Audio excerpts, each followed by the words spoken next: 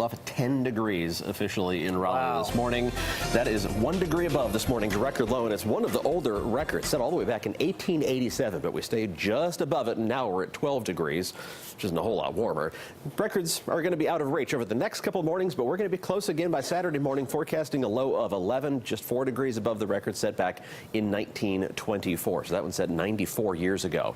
Cold temperatures out there still right now. It's 15 degrees in Fayetteville, still dark and early out there. Sun comes up in about an hour and a half. We're going to see some sun this morning, so grab the sunglasses on the way out the door, but more and more cloud cover building in, and the high clouds initially helping to push temperatures up a degree or two. It's the best we've done so far. It's still 6 in Roanoke Rapids, though. 7 South Hill and Roxborough.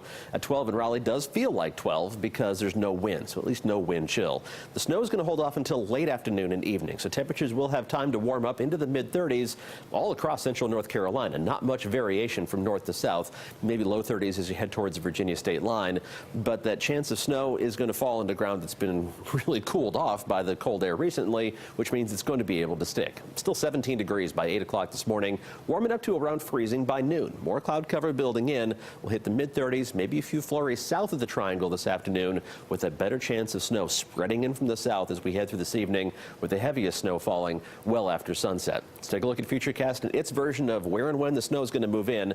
None of these forecast models are perfect, but they give us a good idea of what you can expect and where, and not much out there by 4 o'clock this afternoon. The first waves of moisture are going to fall into that very dry air in place over central North Carolina and just kind of fall apart before they reach ground level, but they help to set the stage for snow to reach ground level as we head into the evening. So here's the more substantial snow moving in from the south this evening, with the heaviest falling from about 9 o'clock this evening until midnight. Along and east of I-95 is where it's going to last longer. For the triangle, we're talking about not much farther west. Durham and Chapel Hill, you get some flurries, maybe a dusting of snow, more towards Raleigh, and then more as you head into Johnston County and points farther to the east. And that snow still falling along I-95 by midnight, but tapering off in Raleigh, tapering off from west to east as we go into the early hours of Thursday morning. By the time the sun comes up tomorrow morning, we should see a lot of sunshine, but it's going to be very cold once again. Using that same forecast model to estimate how much snow is going to fall. Again, this is just the raw computer data. I haven't messed with this at all.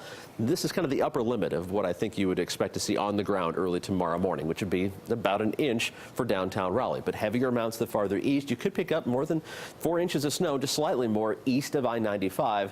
But again, I think this is the upper limit. Once that snow compacts down a little bit, you're probably looking at slightly less than this for those total accumulations, but it's enough to mess up the roads, especially with temperatures only warming up to around freezing tomorrow and staying below freezing on Friday and Saturday. Finally warming up a little bit as we head into early next week, but we do have that winter storm warning along and east of I-95 with a winter weather advisory along and east of US 1. So